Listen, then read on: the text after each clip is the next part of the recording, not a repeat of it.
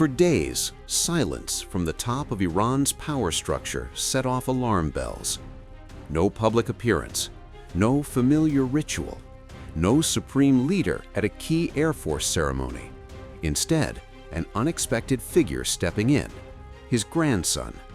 Rumors spread fast. Was Ayatollah Ali Khamenei missing? Was he ill? Was something happening behind closed doors? In Tehran, absence speaks louder than words. And then, suddenly, the roar. Iran's supreme leader appeared on state television, delivering a carefully timed address to the nation, a message meant to crush speculation and project strength. This was not a soft reassurance. This was a declaration. Khamenei's message was blunt. Iran is standing firm. Iran is united, and Iran is not intimidated. The enemy's despair comes from your unity, he said, not from missiles, not from fighter jets, but from the will of the people.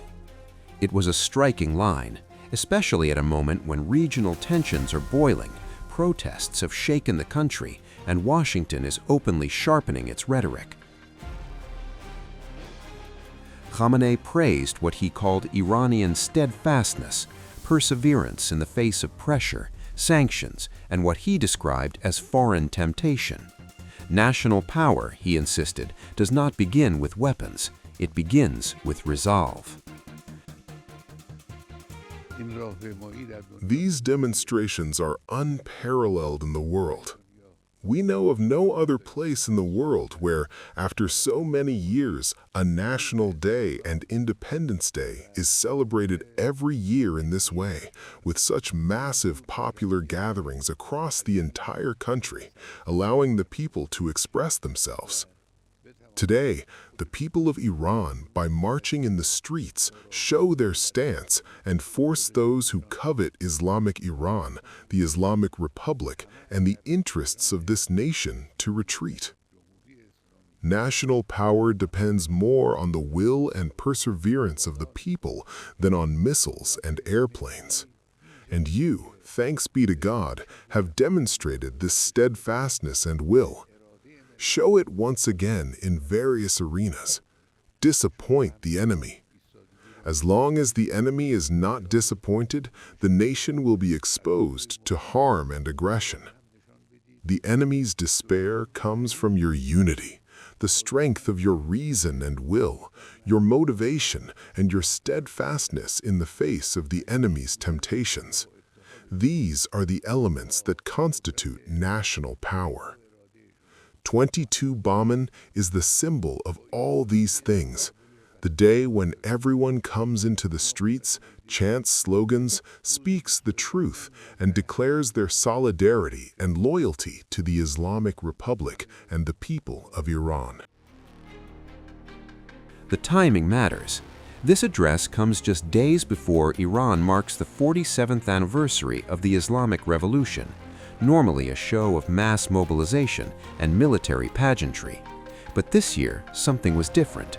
No traditional gathering with military personnel, no signature imagery of jets and uniforms flanking the supreme leader.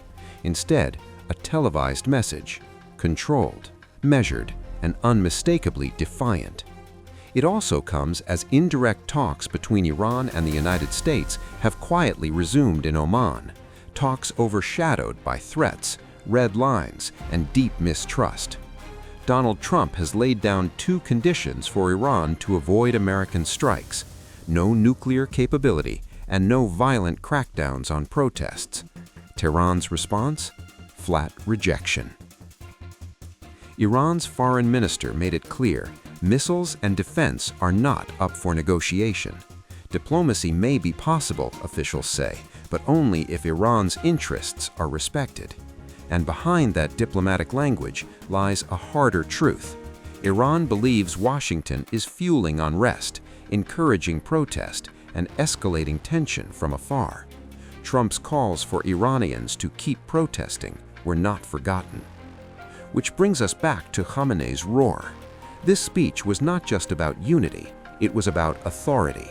After days of speculation, the supreme leader needed to be seen, needed to be heard, needed to remind both Iranians and Iran's enemies that power at the top remains intact.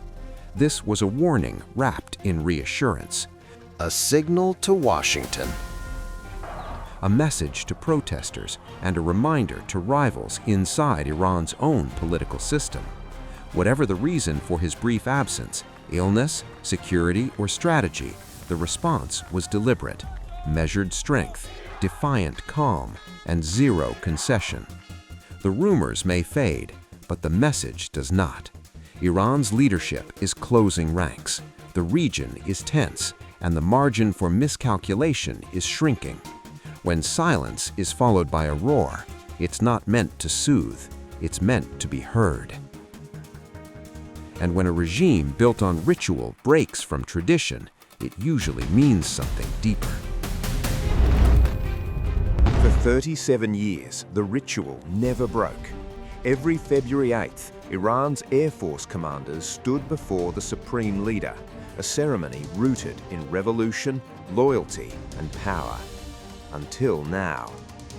For the first time since taking office in 1989, Supreme Leader Ali Khamenei did not appear at the annual meeting marking the Air Force's Pledge of Allegiance. No address, no public oath, no familiar image of command. Instead, a striking shift.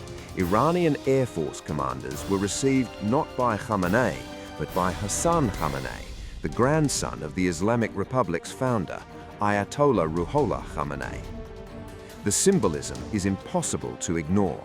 The February 8th meeting commemorates the moment in 1979 when Air Force officers broke ranks with the Shah and pledged loyalty to the revolution's architect, a turning point that helped seal the monarchy's collapse. Since then, the ritual has endured through war, unrest, even a global pandemic.